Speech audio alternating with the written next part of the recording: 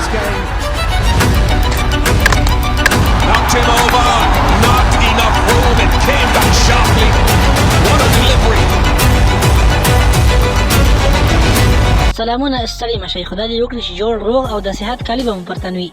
ملګر غواړم د سره د سبانۍ دوهمې ورځنۍ لوبې په اړه کره او پوره معلومات شریک کړم. هیله لرم چې تر اخره راسره پاتې شئ او معلومات مو خوښ شي. We are all set to go for the white ball series. Afghanistan versus Ireland. د افغانستان او د ایرلند ترمنځ په یو ورځنۍ لوبه کې افغان لوبډله پوره برلاسې ده چې په وروستیو 3 سیریزونو کې یو سیریز مساوي او 2 سیریزونه افغانستان ګټلي دي او په ټول تر 10 لوبو کې افغانستان له دوی څخه اوه لوبې ګټلې دي. د افغانستان او د ایرلند ترمنځ دوهمه یو ورځنۍ لوبه هم په همدې لوبغالي بریډي کرکټ کلب ګراوند کې ترسره کیږي. هغه ګراوند چې د افغانستان او د ایرلند ترمنځ پکې لومړنۍ یو ورځنۍ لوبه د دوامدار اورښت له امله لغوه شوه او په دې لوبغالي تر اوسه هیڅ 50 اوریزه نړیواله لوبه نه ده شوې خو شل اوریزې نړیوالې لوبې ورباندې شوې دي.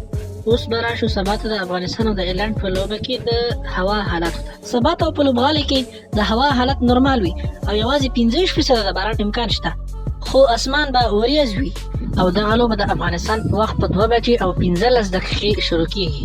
دا چې د باران امکان کم دی نو ان شاء الله لوبه به ترسره کیږي. زموږ سیاله لوبډله هم کومه کمزورې لوبډله نه ده او ایرلنډۍ لوبډلې په همدې نږدې وخت کې هندۍ لوبډله په خپل کور کې 2-0 ماته کړله او هیله دې نه وي چې په دې لوبه کې به د افغانستان کپتان رحمت شاه وي چې نوی د حشمت الله شهیدي پر ځای د 50 اوریزو لوبو کپتان ټاکل شوی او دا به د ده د کپتانۍ لومړۍ لوبه وي او دغه لوبه به د افغانستان او د ایرلند ترمنځ د 5 ورځنیو لوبو په سیریز کې دوهمه لوبه وي چې د همدې سیریز لومړنۍ لوبه د چهارشنبې په ورځ د دوامدار اورښت له امله لغوه شوه چې د سیریز دریمه لوبه به د افغانستان او د ایرلند ترمنځ راتلونکي دوشنبه ترسره کیږي چې لوبغالی به بدل وي یعنې په بیلفاست لوبغالي کې به دغه لوبه ترسره کیږي. او اوس راځئ چې د رحمان الله ګربز یو لنډ پیغام واورو.